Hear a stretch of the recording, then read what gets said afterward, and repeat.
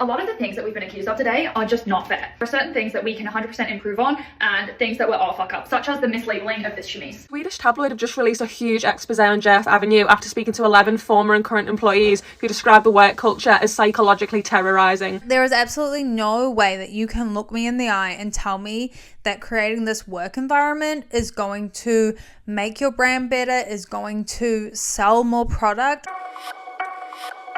Hey guys, it's Briar and welcome back to my channel. So I'm hoping that you guys all watched my last video, which I felt like had a pretty good range of examples of influencer brands flopping, struggling, not doing the most iconic and slay things possible. And yet here we are with very much an unplanned part 2. Since I posted that video, more drama has come out with Madeleine White's brand See You Tomorrow, and Matilda Djerf was exposed for creating a very toxic and negative working environment. So I figured, why not make a part 2 chatting about what is at this point feeling like an endless list of examples of influencer brands having issues, problems for one reason or another. So if that sounds like something you're interested in, stick around and let's get into it. Now, I just want to say something that may be quite shocking to everybody. I don't know these people in real life. I know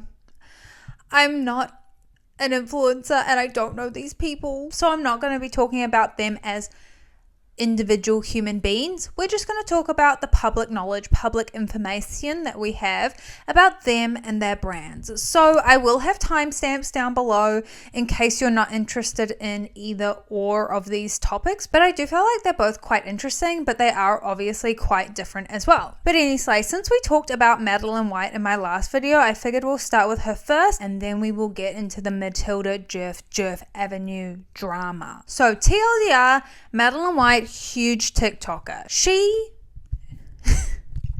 why is it whenever I say she, my head goes she or she?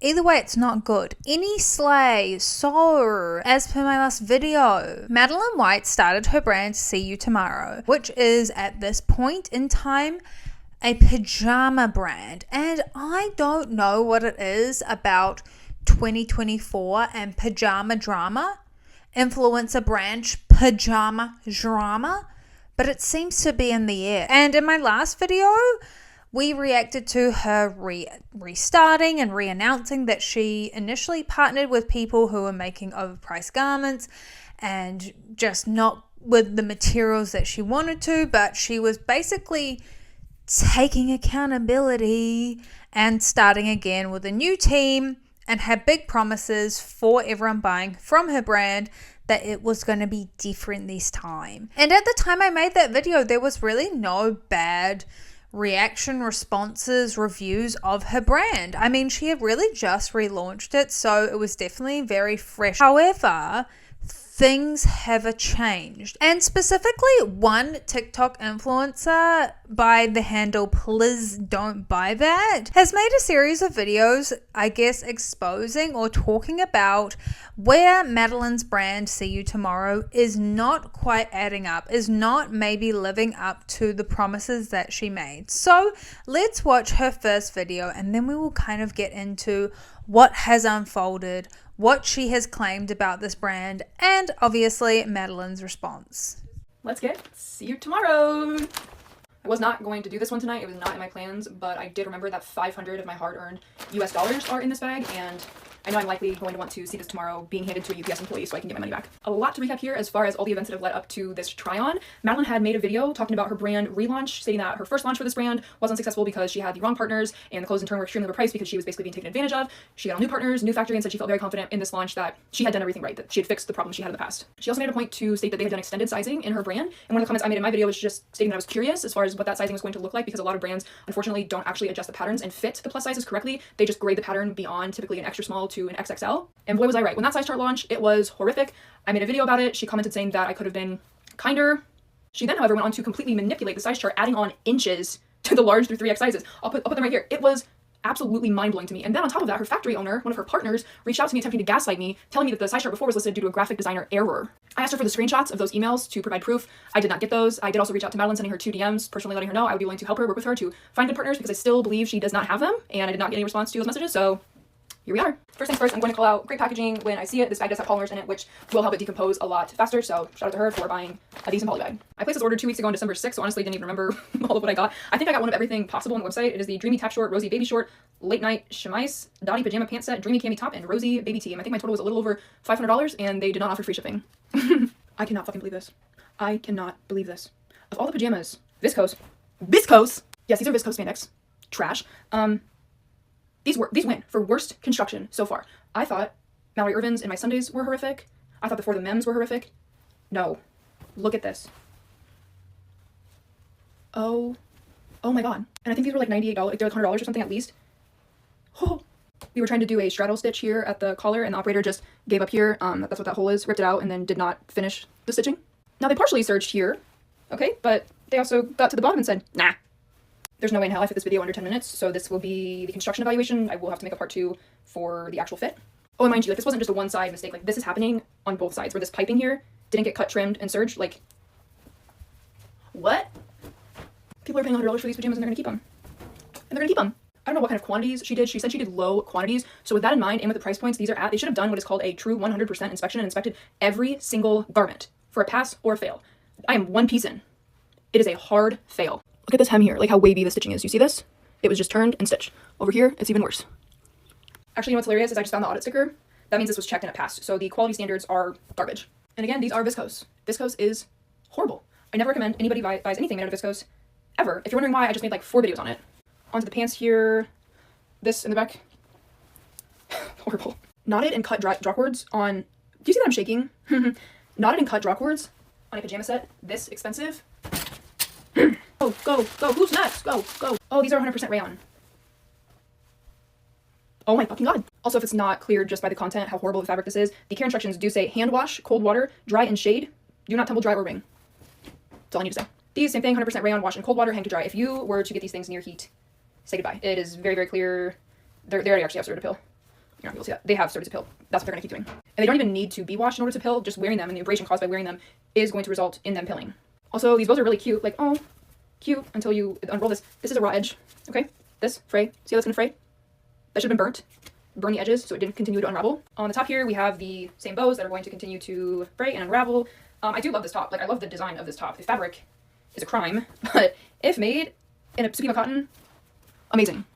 Really subpar in construction everywhere. You can see where they got off track there. I really wish they would have doubled the fabric here at this part. I don't know if I can say that word on TikTok. The way they literally just made a seam, serged it, like... Because she really made a point to say, like, you know, she's trying to do all this very ethically and sustainably. Like, the fact that no one advised her, like, hey, we really should not do rayon. We really should not do viscose. Like, that should have been a conversation. I don't think she understands just how toxic the processing of those fibers is. This one is 100% cotton, thank God. Probably my favorite piece I've looked at so far. I think the print is really cute, and overall this one is constructed fairly well. Grand finale is the, I don't even know how to say it, chemise late night dress. I think this is the most expensive piece, and it is 95% viscose. I'm so sorry, but this looks like a Forever 21 dress to me. Both just in the construction and the fabrication. It is completely see-through. You can't tell on camera. It's well, here you go. You can see my logo there. Completely see-through in both panels. And again, being viscose, like this is the best it's going to look. It's going to continue to deteriorate over time through wear and wash. What do they say for the care instructions? I'm sure they flat to dry. Machine wash cold. That one said hand wash. These say hand wash, but this 40 GSM fabric says machine wash. This thing would get destroyed in the washing machine. What are they talking about? Tumble dry low. What? I think they switched these two care labels. Because, how? Did you see where these are meeting here? Like, sloppy, this should be laying flat. And there were much cleaner ways they could have finished this overall that I don't have time to get into. I'm running out of time, but wow. Wow, this is shocking, but not. Maddie White, if you're watching, girl, you still do not have good partners. This is not good quality. These are horrible fabrics. I was truly like scrolling on little TikTok, silly old me, jaw on the floor. I could not believe that this review came out after everything that she had been through to cancel her previous launch like 3 days into it, spend 7 months like getting a new team, doing everything, and then this is like someone's actual order. Like, I feel like I would not be a good clothes reviewer because I would not even think to like look at the hemmings. Like, this is one of my favorite shirts. I don't think I've ever looked at the hem. So obviously this girl definitely has, you know, experience in this industry, and this is what her content revolves around. So it's just really shocking to see, like, I get it, like, not the stitching's not going to be perfect, but to see those really long bits of extra fabric, like, I don't think that if I received a drawstring and it was tied off, I would personally care. But obviously to people that like know things, they're like, oh well, that's not going to last as long if it's tied off and unfinished, if these things are raw. Like, I don't know these things, guys. That's why when you see someone else that knows more you're like, wow, no, that's actually a really good and true point. And I just couldn't believe it, because I was like, what is it with the pajamas specifically, the PJs, if you will, specifically, that seem to not go right, seem to have all of these issues? And the biggest one for me definitely was the chemise. American pronunciation, okay. Chemise. Okay, sure. But do you know what I mean? Like, I was genuinely super duper surprised. And I feel like I even remembered Madeleine saying that like, she was changing the fabrics, because that was such a big deal in her last launch, was that she wanted to use nicer fabrics. She heard everyone's feedback. Like, she had all of that feedback, yet then it comes out that she's still gone with those cheaper fabrics, which, I mean, yes, she did lower the price point. I think it seems to be people's consensus that it's still quite expensive for that type of a fabric. And so don't even worry about it, because things doth escalate. The plot doth thicken, if you will, because, well, let's just hear it from Please Don't Buy This. What? You're right. Madeleine, you're gonna get fucking sued. You better change that. Here's the dress, okay? 95% viscose, 5% elastane, the spandex. Cotton, more lies. Madeleine, what's going on, girl? It's getting a lot more, girl, so confusing, because that's what I remember thinking. I was like, I swear she said she was using the fabrics that people wanted, like cotton and silk. And so now it says that it is silk, but then when they receive it, the care label says it's not silk. So let's see what Madeleine has to say. I just woke up. That's why I look like I just woke up. But I just wanted to hop on here and just clarify for any of you who I'm sure are visiting the account right now. This is our silk chemise. Not see-through, not at all. I have nothing on under here, not see-through. We very unfortunately had a mislabeling error in production where the wrong care labels and contents tags were printed on these. This, I promise you, is 92% silk. I welcome you to do a burn test if you want to prove it for yourselves, but they have the wrong care tags attached. We have already sent an email out to all of our customers about it. Here it is. And we have relabeled all of the chemises moving forward. However, the few chemises that were purchased on launch day do have the wrong tags. That's totally our fuck up. We had 3 rounds of inspections on the garments and truly nobody noticed. So really sorry about that. You are buying a silk chemise. You're not buying a viscose chemise. I don't know what a burn test is. I'm stupid, okay? But I feel like if that's something that could easily prove it, I'm surprised that she didn't just do it. Like, why do we have to burn our chemises or chemises? A chemise? If you could easily prove that, why wouldn't you? And I just think, like, this just reminds me of when Jaclyn Hill relaunched her powder blushes after Lipstick Gate. And it was like, she made sure those powder blushes were flawless. Like, there could not be of anything on those blushes, on those highlighters, because everyone was like inspecting those highlighters. And I just feel like when you're relaunching a brand, when you haven't, you know, proven that you can be trusted, and like, you know, your previous brand launch was not good, like, if I just feel like these are the things, like I said in my last video, crossing those I's and dotting those T's.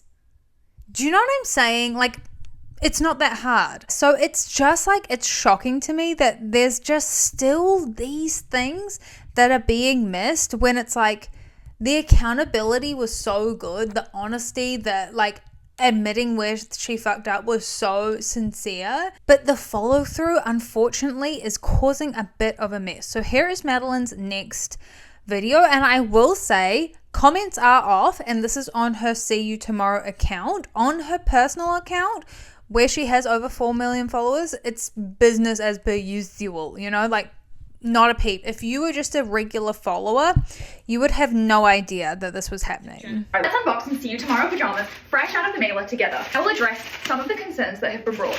I really want to stick up for myself and my business here, because a lot of the things that we've been accused of today are just not fair. There are certain things that we can 100% improve on, and things that were all fuck up, such as the mislabeling of this chemise. That's completely unacceptable. I obviously had no idea that they were labeled as viscose. They are, I promise you, silk. However, I want to unbox a pair of these pajamas for you. These are brand new. Andrew ordered these. I didn't even order them. We paid for these because I wanted to see how the garments came. Let's open her up.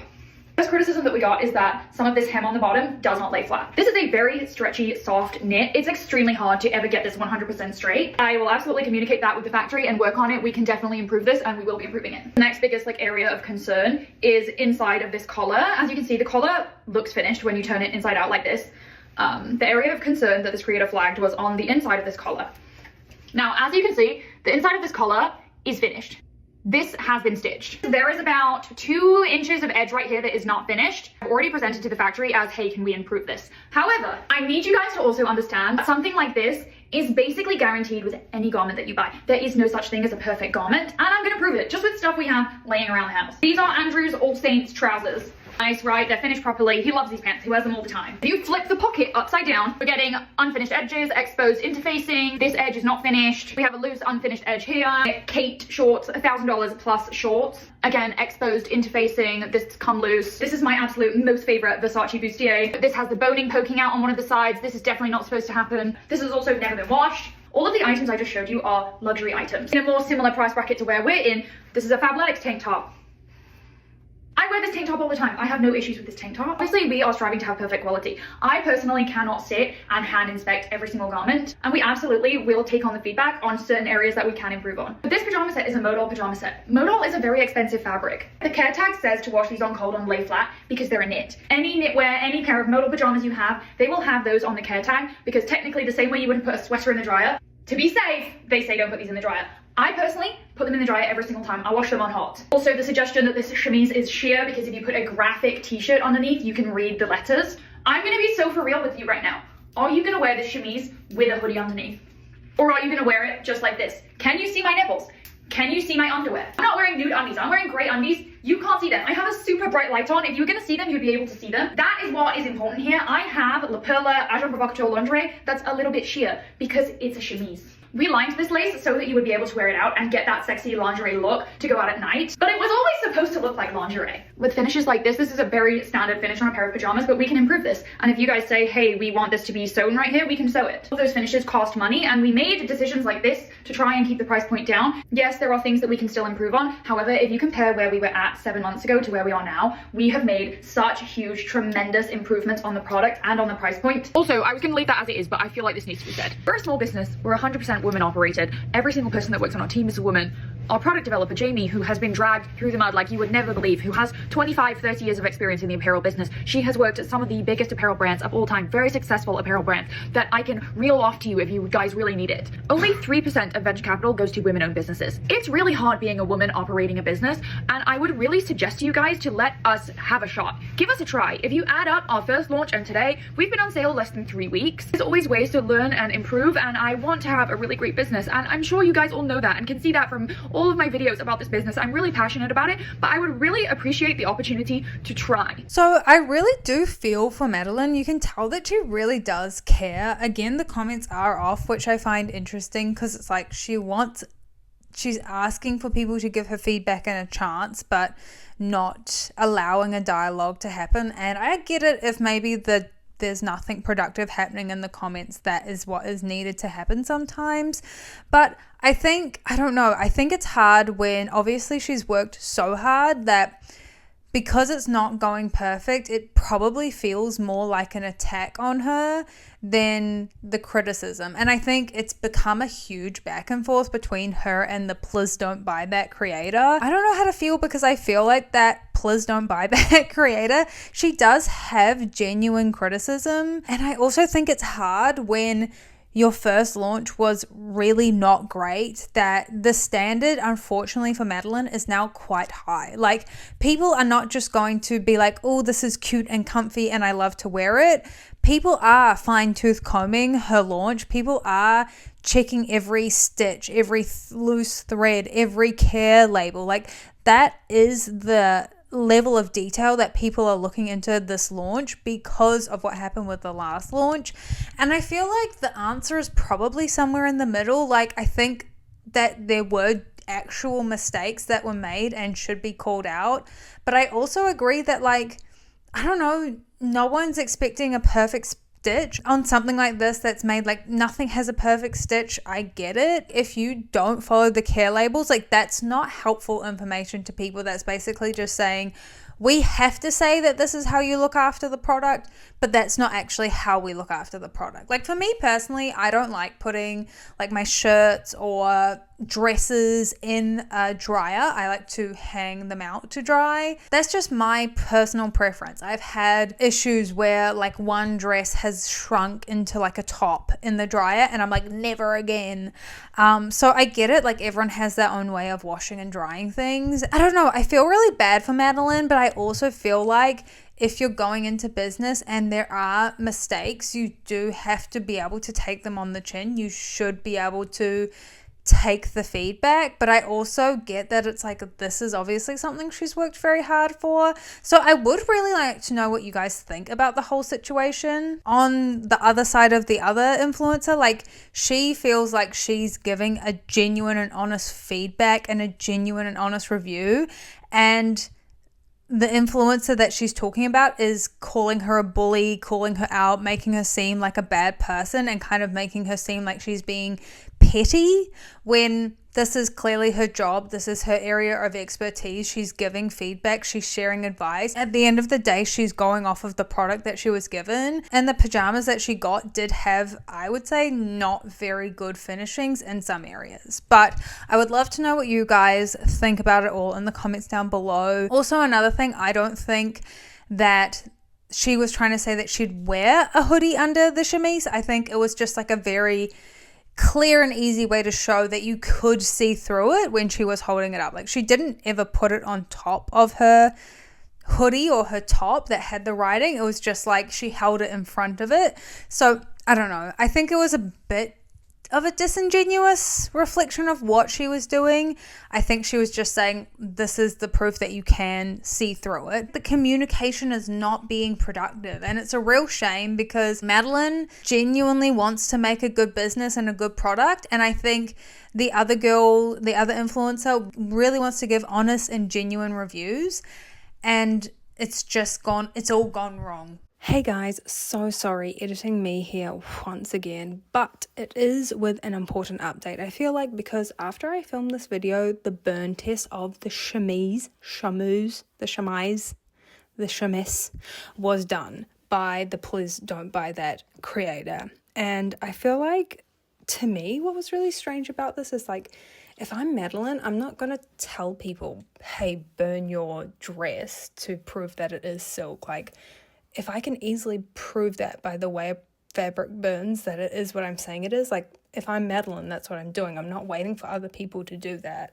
So I thought that was really strange, but it was burned, and it was proven that the way that it burns is indicative of silk. So I will put in that video and that clip so you guys can see it, and it can kind of wrap up that big question once and for all. Upon reflection of the situation, it is just interesting to me how much Madeleine didn't seem open to feedback and reviews of her brand. Like, to me, this is something that is so expected, especially if you are an influencer.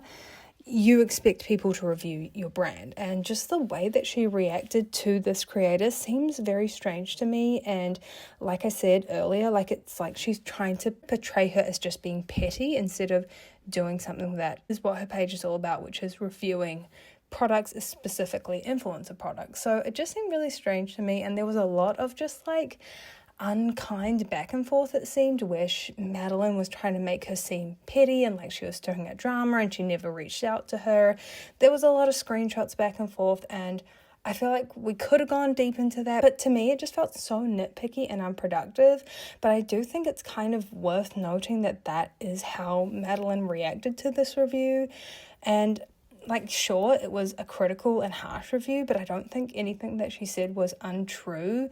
And I think the way that Madeleine was trying to portray her is just like that she's being petty and she's kind of trying to make her brand fail, where it's like there was a mistake. Luckily, it was the smaller mistake that the care label was wrong and not the fabric, but it's still a mistake. I don't know if she's just embarrassed and so she was kind of trying to, fight back, stand up for herself. Going from how she was taking full ownership in my last video when she was talking about her brand and everything she had done to improve it, it just felt like, I don't know, to me it just came across a bit disappointing that she couldn't follow through with that attitude and that energy to continue to take it on the chin. But I think that when you're making a business, this is something that you have to be prepared for, in the same way that if you want to be an influencer, you have to be prepared for the fact that people aren't always going to like you. People aren't always going to like me. But what do I know? Anyway, I'll put in the burn test video now, and then we can get back to the video. One last thing I want to point out before I cut and burn this is that on this care label, I also would expect them to have the fabric content listed for both this mesh and this lace. So when she does have the correct care labels in this, I would also expect to see these two fabrics fiber contents listed. Typically when you do a burn test, you only do a 2" by 2" swatch. So that is what I'm going to try and roughly cut here.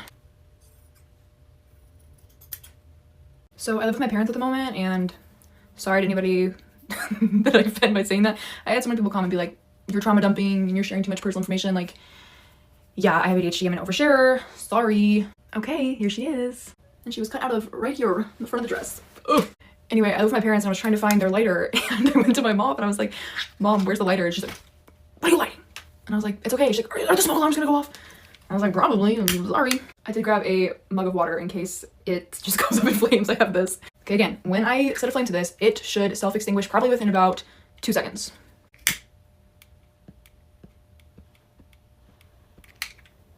Oh, fuck. Hold on, let me try this again. Okay, I just cut another piece here out of the back. I'm so scared.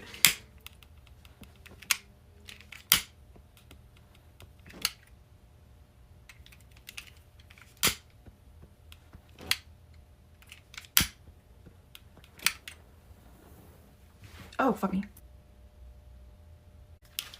One more.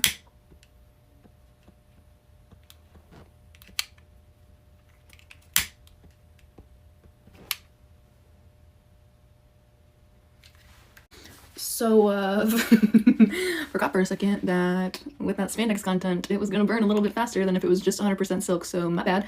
Yeah, overall, I mean, there's no reason for me to believe that it's not a silk spandex blend at this point. It self-extinguished, it kind of coiled away from the flame as expected. The residue left over is that ashy consistency. There are some like smaller little hard beads, and again, that is just from the spandex, from what I can tell. So do I believe this is a silk spandex blend? Yes. Does it have a really kind of shitty hand feel for a silk spandex blend? Yes. Maybe she can provide more insight as to what type of silk it is. That might provide an explanation. Am I still extremely perplexed by the care label situation? Absolutely. Honestly, I'm very glad it does appear to be silk at this point. I have been getting hundreds of people just fucking attacking me today. So upset by this. So the Madeleine stands. This is a win for you. This is a win for me. Like, also, this is cool. This is textile science. This is educating people.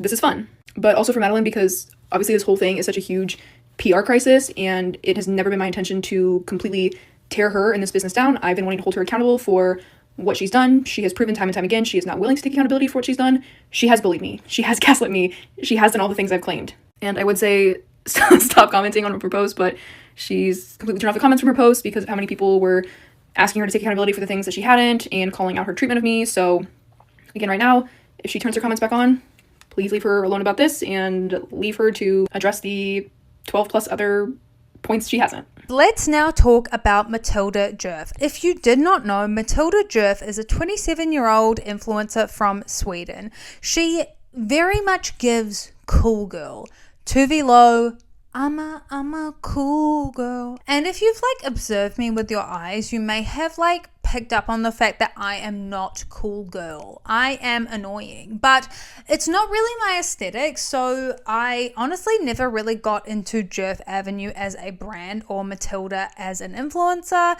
but she definitely, once again, see a need, fill a need, saw the need for this brand that fills that like model off duty, cool girl, effortless, but a lot of effort and money aesthetic. And she got a lot of praise and had a lot of success starting her business. She was recognized by Forbes with like 30 under 30. And she just really, it was really so, yeah, I'm so successful. And for Matilda, the recent downfall of her brand has not been anything to do with the production, pricing, or quality. But unfortunately, the working environment that she has unfortunately created at Djerf Avenue. So it recently came out in the article. They spoke to 11 current and former employees that brought up allegations of bullying and mistreatment and a very toxic working environment, which included things such as like public shaming, where Matilda would yell at people publicly and tell them what they did wrong, embarrassing people, favoring people over others. And unfortunately, the scary and toxic behavior, alleged behavior, came from Madeleine herself. It was her bringing this energy. It was her attacking these employees, allegedly, please, allegedly, and her creating this mistreatment, allegedly. Just every time I say something, allegedly. Okay. This was a huge bombshell because, like I said, very popular brand, a very popular influencer. So I did want to show you guys this quick TikTok that does surmise the article exposing Djerf, Matilda, and Djerf Avenue. Swedish tabloid have just released a huge expose on Djerf Avenue after speaking to 11 former and current employees who described the work culture as psychologically terrorising. So the tabloid is called Aftonbladet, and they interviewed each person independently and obviously hid their faces. Someone said that she would yell if people were sitting in the wrong seat, if her food hadn't been heated up properly. Someone else said she could be disgusted by the fact that you took public transportation. One person said, I've never worked anywhere before where I've had a panic attack, but I did when Matilda shouted at me, and then she said that she was left shaking afterwards. One of the wildest parts is that the employees said that Matilda had her own personal toilet that no one else was allowed to use. It said at one point this sign fell down, so someone else used it by accident. After Matilda found out that someone else had used it, she made an employee scrub it and bleach it before she could use it again. Allegedly, Matilda would line up the employees and tell them how bad they were at their jobs, and someone else said, I've never seen so many people so completely broken, and that people just used to cry in the office every day. This article was only released a few hours ago, so I feel like it's taken a bit of time to sort of reach everyone, but it just goes to show that you have no idea what someone is actually like. But as you can imagine, the comments have started coming in thick and fast on Matilda's socials and Djerf Avenue socials as well. People saying, so happy I never bought something from this bully brand. But it honestly makes me so angry. These people are working for you, for your brand. If what they're saying is true, how could you even do that to another person? Like, it just blows my mind. As you can see, the accusations are extensive. It's not just like one incident or one thing, or maybe even one person that was targeted by Matilda. It seems to be an entire culture that was created behind this like pretty cool girl home lifestyle whatever brand aesthetic, which makes it seem even more jarring and juxtaposed to know that it was presented in such like a teehee, like cool way, when in reality there are people crying and having panic attacks and feeling broken behind the scenes, which is so sad and honestly just never okay or appropriate at a workplace, let alone a place where it's like you're selling like lifestyle stuff. Like, come on people, let's have a reality check. There is absolutely no way that you can look me in the eye and tell me that creating this work environment is going to make your brand better, is going to sell more product, or is going to do anything positive. And you know what this honestly reminded me of was when Ellen was exposed and she was like, ugh, don't you hate it when people call you the nice lady? Like, oh my gosh, like the problem is that I was pretending to be nice, and then anytime you're not nice, people will be like, oh my gosh, nice lady, not nice. It's like, no, I think you are actually quite awful. Like, this is not her being cutthroat and keeping up with business. This is actually repeated alleged behavior of causing a huge number of your employees to not only not enjoy where they work, but have psychologically negative impacts on their mental health. So anyway, Matilda, a couple of days ago, made this 4-page Instagram post responding to the situation. So let's read it, shall we? Over the past few days, I've been quiet on social media. My highest priority has been to meet with the Djerf Avenue team and speak to them.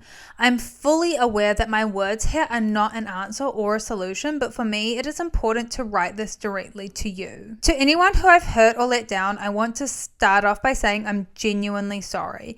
When I started Djerf Avenue, I never expected that the company would be what it is today. With so many team members and so much responsibility, I wasn't ready. I had never led a team prior to this. I had never built a company prior to this, and under a lot of stress, high tempo, and naivety, I failed to be the leader and colleague I wished to be along the way, and for that I am so sorry. I wish my growth happened faster.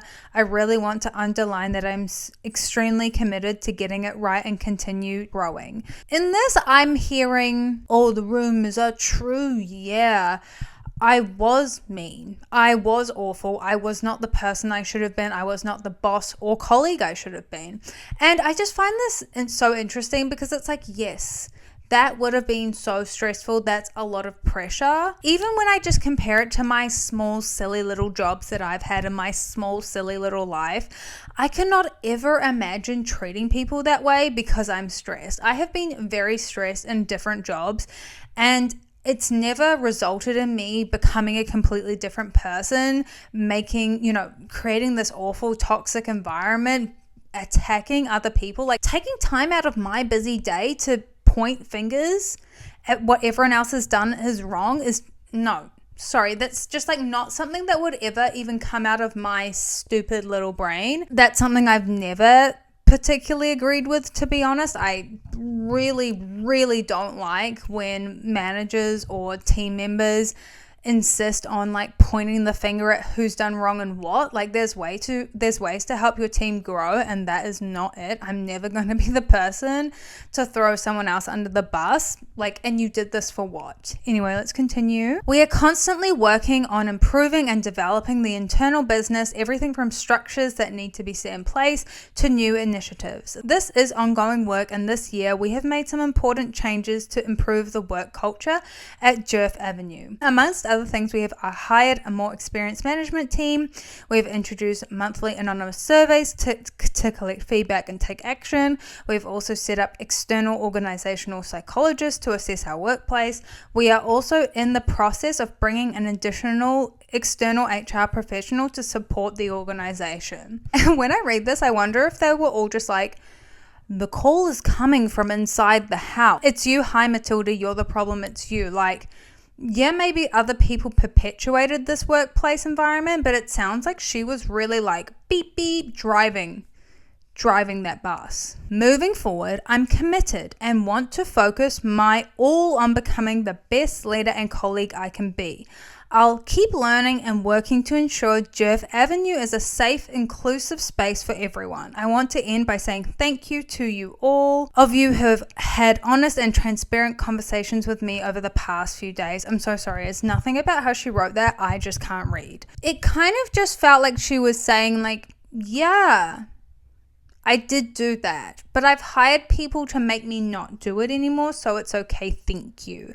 I don't know, like honestly, like this is such like a huge issue that me as a silly goofy goober, I just cannot fathom how to offer advice to fix. Like this is such, like it's literally coming from the top down, and when that kind of toxic environment is being created from the head person, the name of the company, the person whose avenue it is, it's Djerf's avenue. It is her avenue. So it really will be on her to change if anything can change. Even though this is quite a different way that this influencer brand has failed, it is just another way that it has. It shows this huge rise, this huge rush to success, all these influencers trying to jump on what is marketable about them, what their brand, what their aesthetic is, and just like not filling in the building blocks along the way, not knowing what they're doing, but then also not putting in the things that they need to make sure things like this don't happen, whether it's bits hanging out of your pajamas or you yelling at your employees because, I don't know, someone used your toilet. I don't really get that. But okay, sure, go off sis, I guess. Interestingly, with Djerf Avenue, a lot of people are like throwing away her products and just having this really like reactionary response, which we see a lot when these brands are exposed, when things like this come out, when, you know, we see the same thing when artists are exposed for being bad people. It's like, whomsoever it is, it's like we have this reactionary response to be like, I'm going to throw this away, I'm going to burn it, this is like symbolic of how I feel about your brand. But I did see a really good and eloquent TikTok that I did want to share with you guys, because I do feel like it is she does make good points. This morning I opened up my phone to a Matilda Djerf Notes app apology, which I wasn't expecting for 2024. But on that note though, I've seen a lot of like the discourse about what's been going on there. And I've seen lots of people being like, so every time we find out something about a brand or somebody that owns a brand or whatever, we're like, oh, so what are we going to do with the clothes that we bought? What are we going to do with the products we bought? I see people burning things. I see people throwing things away. And I'm like, I don't think that's the move. I really don't. My thing is, okay, I once got gifted a dress from a brand and the dress arrived and I was like, oh my gosh, I can't believe you're charging people this much for this dress. The quality was so bad. And then things came out about the ethics and just the conduct of the brand. And I was like, oh, number one, that kind of makes sense. And number two, I won't wear this dress again. There's nobody in my circle that would wear a dress like this. I don't think I can give it away and I can't sell it because selling things that I got for free just doesn't seem right to me. And you know what I did? I cut it up and I made it into rags. There are some in the kitchen, some in my bathroom. The rags that have gotten a bit too old for use in the house are now used either outdoors or on the car. At the end of the day, clothes are just made out of fabric, and fabric can have so many different lives. Like, they already have your dollar. They literally already have your dollar. So you deciding to not support them by throwing away the thing that you already paid for makes no sense to me. If you actually cannot stand the sight of it anymore, like, give it away. Especially when people start breaking products. Now, even if you got it for free, I think just give it away to somebody who will use it, or just use the product. And I guess as an influencer, don't post it. I still have things from brands that I don't particularly endorse anymore, but I'm just gonna finish using the product and then just not share and not post about said product. I feel like it's that simple. Anyway, there's two things brands want. One is your money and the other is your mouth. The brand already has your money, so just don't give it to them anymore. And then I think a lot of brands rely on things like word of mouth and like recommendations, like, oh my gosh, shop here. So just stop doing that, and then you will not be supporting the brand anymore. I couldn't have said it that well if I tried my absolute hardest. And I think it's so true. Like, you've already spent your money. For a lot of people, it's very hard earned. Like, you save up for things like this, especially if it was like a home item from Djerf Avenue. You saved that money and you wanted that thing. If you like it, like, there is no point in breaking it, adding to waste, like throwing it away. If you can donate it or find another use for it, that's such a better way to use things. And I think we have this just like knee-jerk response that we cannot be seen to have these things. But it's like, it's okay that you change your mind about a brand when you got new information. It's okay that you don't support them anymore. It's okay that when you bought something from Djerf Avenue, you didn't know she was yelling and bullying her staff.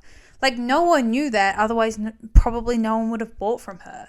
It's okay that you didn't know it, but I think it's just like, at this point, you're just like breaking your own things, throwing away something that you were using, throwing something away that you wanted, and for what? It's not going to change Matilda Djerf's, net worth. Us continuing to support her or not will. People choosing to recommend her, that's what will or won't. I think it's just a good reminder to ask yourself, like, why am I reacting in this way? Do I actually I can't bear the sight of this item in my house anymore? Or is it like symbolic, but actually once you've broken or thrown away that thing, it's now just in a landfill? I don't know, just a thought, just something to end on. I would love to know what you guys think. You had so many good thoughts and opinions on my last video, just chatting about all of those brands and influencers and all the different ways that they were having problems. So I'd love to know what you think. Obviously, this Matilda Djerf situation is quite serious, and I think it's like also something that as a consumer is hard for us to see if it has been fixed. Like with Madeleine, we can see it because her product will be better, her prices will be reasonable, the materials that she uses will make sense and will be ones that people want her to use. But with like the way that Matilda treats her stuff, like that's such a thing that's like, how do we know it's fixed? How do we know it's genuine? How do we know that she's genuinely changed? Like that to me is such a harder problem to fix, because that's like literally changing who you are and who you have grown to be as a CEO, as an owner of the avenue that is your last name. Do you know what I'm saying? But yes, I would love to know your thoughts, opinions. Let me know them all in the comments down below. But yes, thank you guys so much for watching. If you stay till the end, you are a real one. Don't forget to like, comment and subscribe. And if you want to keep up with me between my uploads, I'm on TikTok and Instagram, and I'll link my vlog channel down below. But don't you worry guys, because I'm not funny there either. Bye.